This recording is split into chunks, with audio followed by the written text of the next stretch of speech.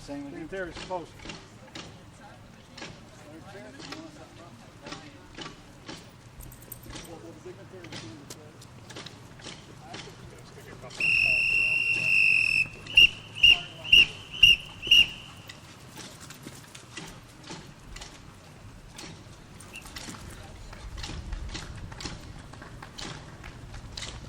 You gentlemen have the floor.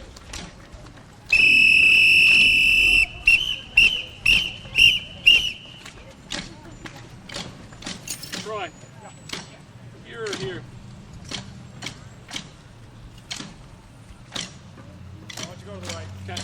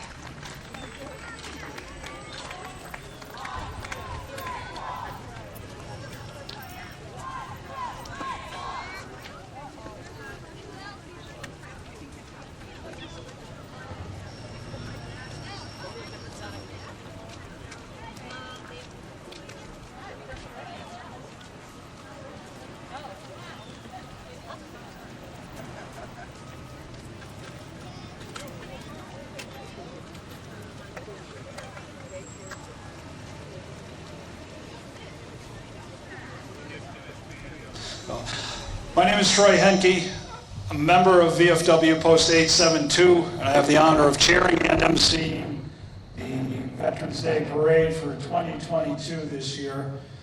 And at this time, the commanders, bring your units to attention.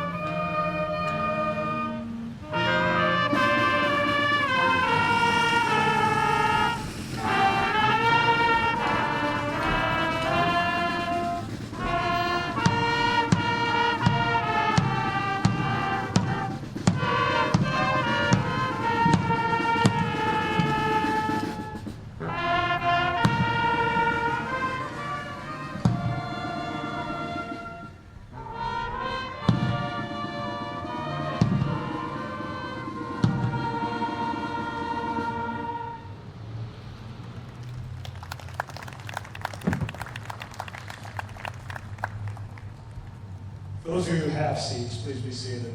I'd like to welcome you all again to our Veterans Day Parade after a 2-year hiatus. I guess I'll use my outside voice.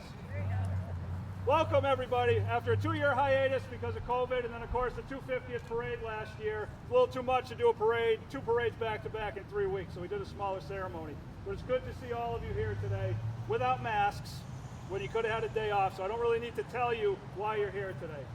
Us veterans, we really, really appreciate the fact that you're here. To the commanders, the select board, to the presidents and the scoutmasters, welcome and thank you for your participation. At this time, I'd like to invite Reverend Nesbitt up to provide the opening prayer, and Reverend, you'll have to use your outside mic. I taught for 30 years, watch this. Good morning. Good morning. President Theodore Roosevelt wrote these words in the early part of the 20th century. 120 years later, they ring as true as ever. Veterans, by their lives, by the record of their deeds, teach us in more practical fashion than it can be taught by any preaching. For they teach us by practice that in the ultimate analysis, the greatness of a nation is to be measured not by the output of its industrial products, not by its material prosperity, not by the products of the farm, factory, business house, but by the products of its citizenship, by the men and women that the nation produces. With this in mind, I ask that you join me in a moment of prayer.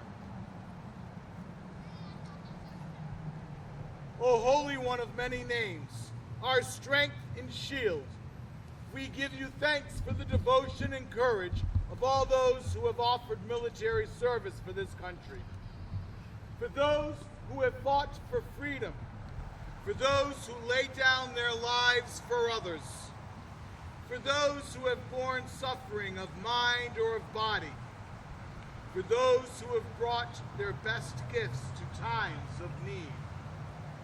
On our behalf, they have entered into danger, endured separation from those they loved, labored long hours, and borne hardship in war and in peacetime. Lift by your mighty presence those who are now at war. Encourage and heal those in hospitals or mending their wounds at home. Guard those in any need of trouble. Hold safely in your hands all military families, and bring the returning troops to joyful reunion and tranquil life at home. Give to us, your people, grateful hearts and a united will to honor these women and men, and hold them always in our love and our prayers until your world is perfected in peace. Amen.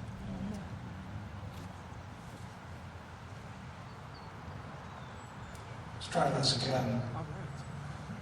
So at this time, a few words from the Chairman of the Board of Selectmen, Russ Fox.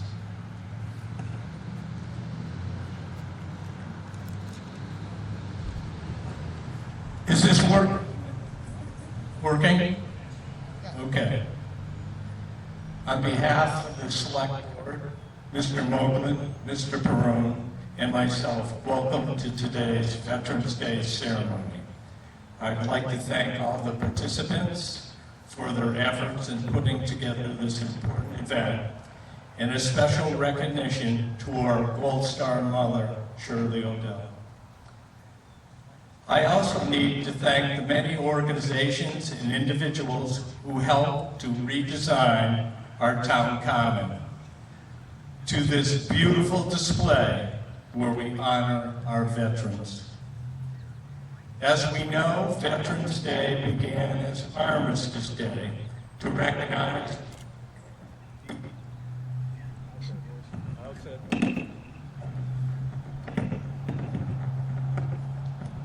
I apologize for that. As we know, Veterans Day began as Armistice Day to recognize the ending of World War I, then known as the Great War. World War I ended after millions had died, and many people felt that this would end wars forever. it was only a few years later in 1939 that the world would sadly learn that would not be the case. We set aside each November 11th a day to honor all veterans, past and present, to honor their sacrifice and service to our country. The freedom that we love is not free. It only comes at the price that our men and women of our military pay through duty to the United States of America. God bless our troops, their families, and our country. Thank you.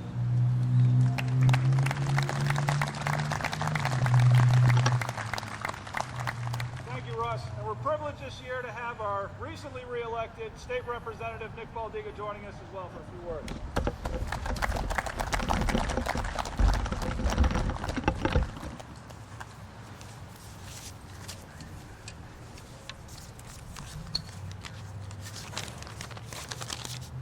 Should I give this a go?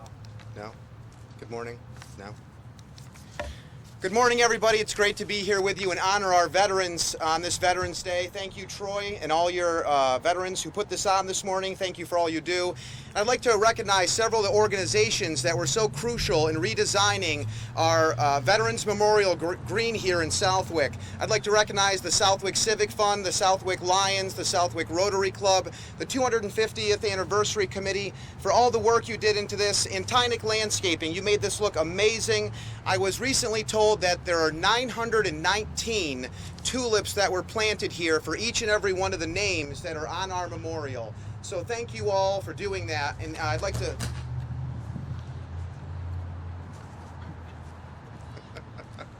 So thank you all for your work, and thank you to our Gold Star mother and all of our Gold Star families for being here as well. And thank you, Dave Sutton, for getting me a working microphone. All right, now, good morning, everybody. We're here today to pay respect to the brave men and women of the United States military. Today we recognize those currently serving and those who have served their country with honor. Today we thank and honor veterans and their families for their service. To families whose loved ones are serving at home and abroad, we acknowledge their service and pray for their safe return. Our veterans swear an oath to neither king nor state. Our men and women in uniform swear allegiance to the United States Constitution, a document encompassing the vision of liberty and the rule of free men under law, a concept that has kept America free and strong and a beacon of hope for people around the world. For generations, men and women of our military have given their lives to ensure we live in a country where the power is held by the people and their elected representatives.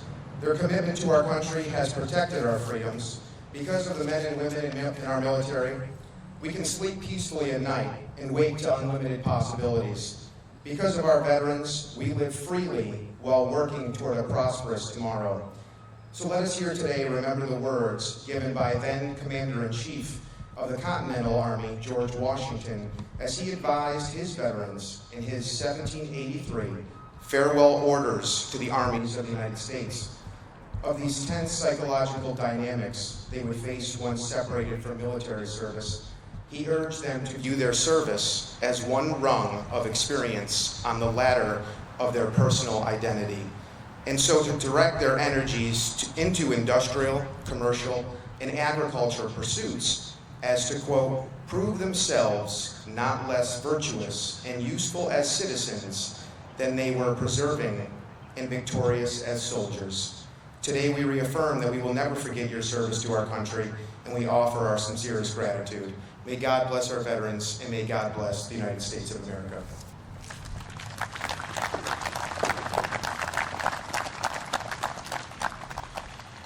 And our final speaker today, our keynote speaker, you may recognize her from down at the Legion, currently serving her second year as commander down here, doing a fantastic job. She's probably going to get reelected for another 2 because she's doing so well. And that's what you get when you do a good job. You get promoted. Everyone's good friend, Darcy Rock.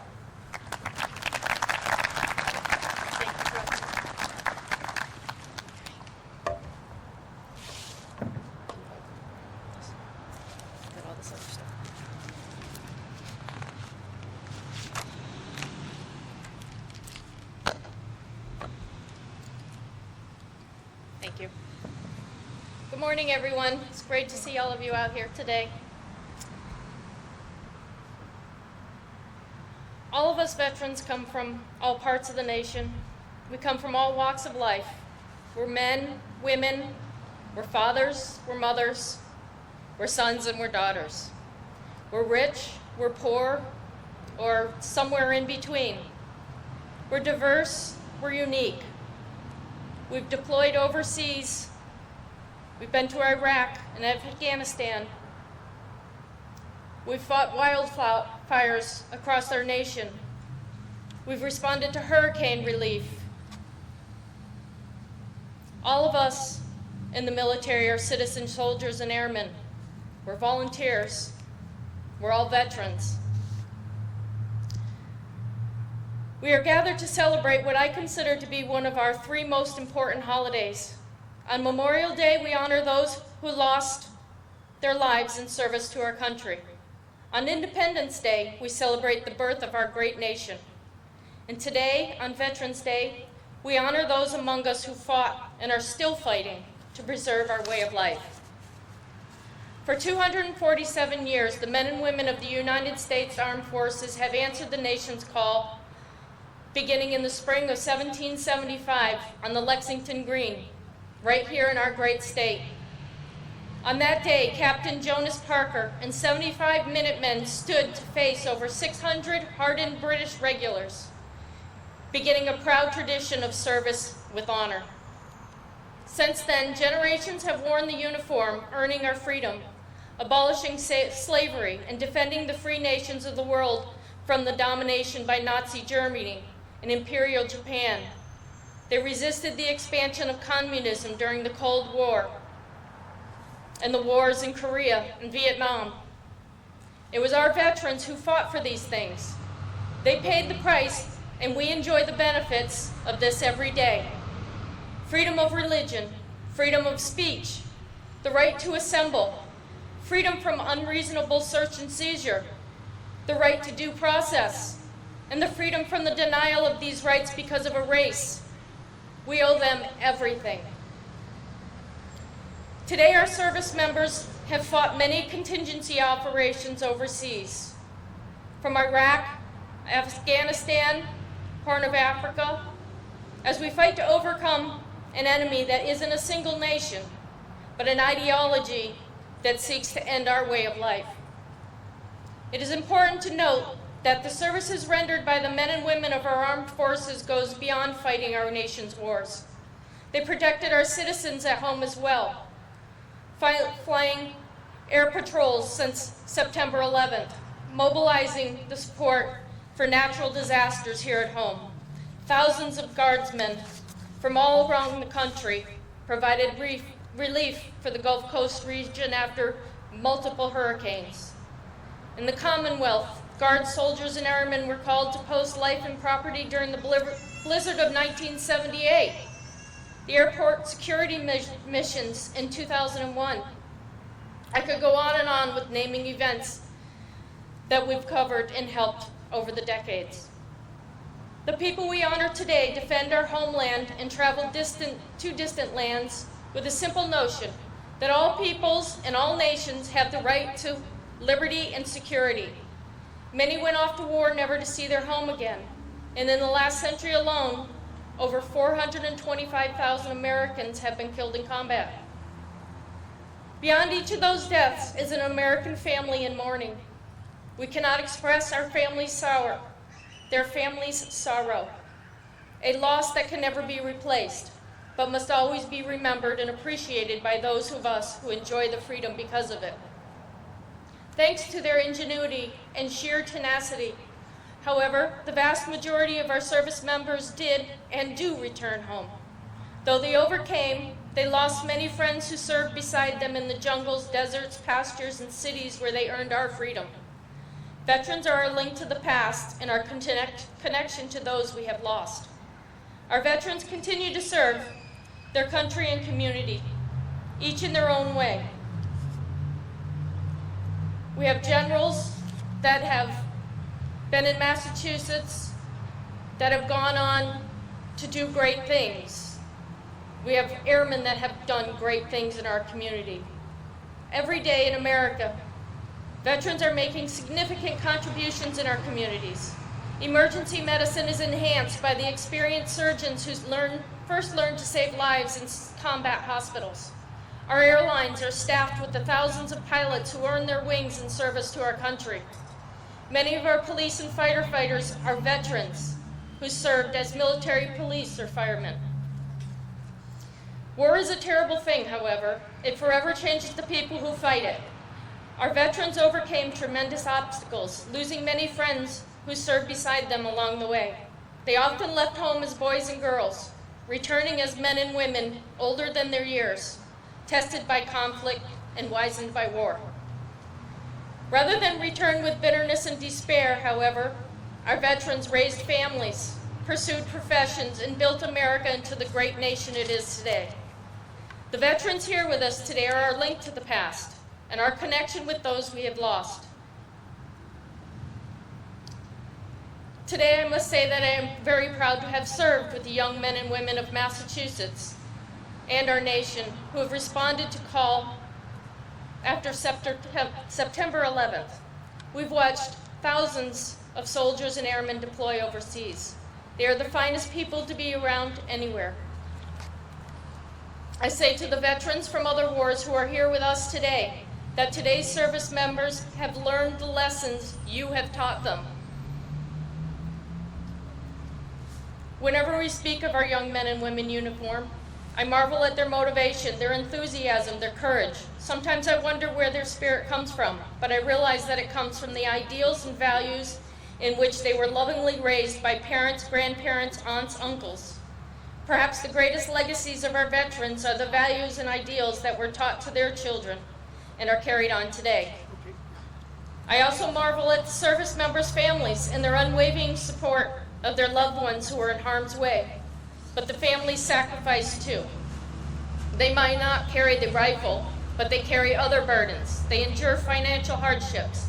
They endure separation. And when their loved ones return, they endure the transition as a service member and family who have both changed and struggled to get to know each other again. Tragically, some loved ones never come home. When a service member falls, it is the families who suffer most. As we honor veterans, therefore, it is only right that we thank the families and honor them as well. They need your support. Be there for them. Thank you all for joining me here today to honor our veterans, our men and women in uniform and their families.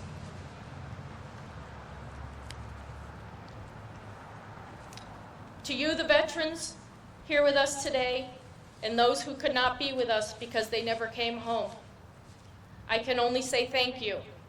You gave your blood, sweat, and your very souls so that we can enjoy the fruits of freedom. We can never repay you for what you have earned for us. Today, Veterans Day, we gather to honor you. Thank you.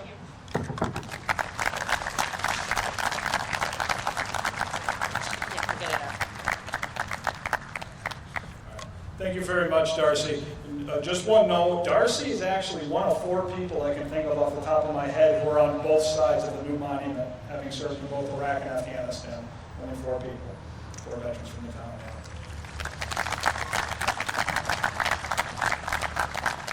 So, like you, I can feel the sprinkles starting here, so I'm going to hit the fast forward button. Mr. Quinn, we're not going to do the Armed Forces medley. We'll just do taps after we fire. However, if I could have the police chief and Officer Westcott come up.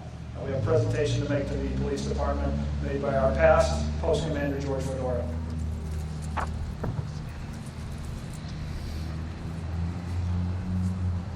Good morning, everyone. A few weeks ago, we had a spaghetti dinner at American Legion 338, and also the VFW Post 872. We raised all the funds for the K-9, and we thank everyone that came out, and I want to present this to the chief and the K-9 for $800.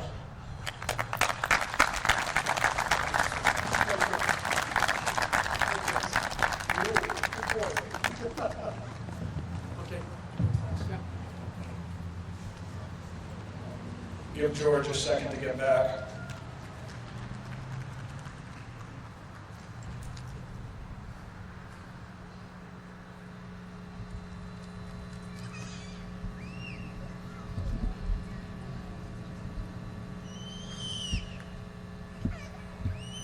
Commander Dieter, take charge of your detail.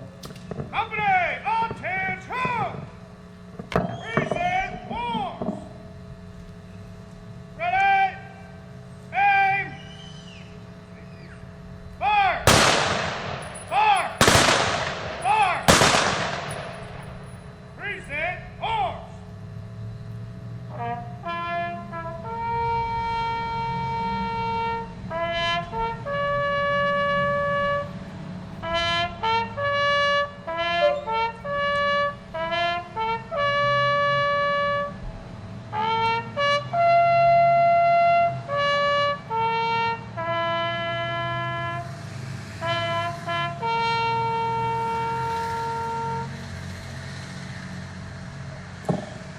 In conclusion, I would like to say thank you once again to our Gold Star mother, Mrs. Odell. She's been doing this every year since 1986. It's a long time to bear that burden and do that duty.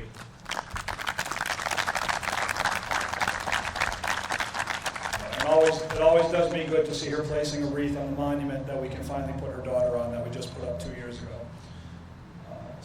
Again, thank you all for coming. Let's get out of the rain. Have a great rest of your day, everybody. Thank you.